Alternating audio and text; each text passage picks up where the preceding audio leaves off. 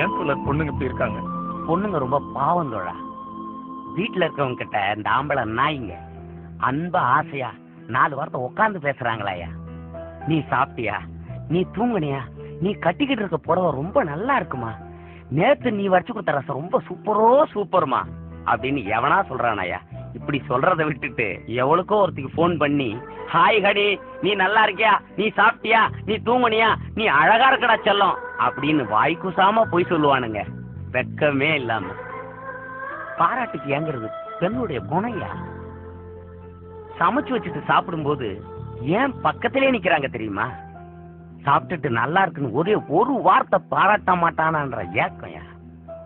இப்படி பாராட்டலன்றத புரிஞ்சுக்கிட்ட இந்த மாதிரியான நாய்ங்க அவங்கள தவறா பயன்படுத்துறானுங்கயா. ஒரு நாளைக்கு சாரின்ற ஒரு வார்த்தைய குறைந்தபட்சம் 100 தடவை பயன்படுத்துறோம். எங்கோ யாரோ முகம் தெரியாத ஒருத்தர்கிட்ட சாரி சொல்ற நீங்க ஏன் பொண்டாட்டிக்கிட்டையும் காதலிக்கிட்டையும் சொல்ல மாட்டீங்க? மேல் சாவலிசம் ஆனாதிக்கும். ஒரு விஷயம் சொல்றேன் தோழர், நம்ம வாழ்க்கையில எங்க யாருகிட்ட எப்படி வேணாலும் ஜெயிச்சிடலாம். ஆனா அன்பான மனைவி கிட்டி, உண்மையான காதலி கிட்டி தோத்து பாருங்கயா, வாழ்க்கை நல்லா இருக்கும்.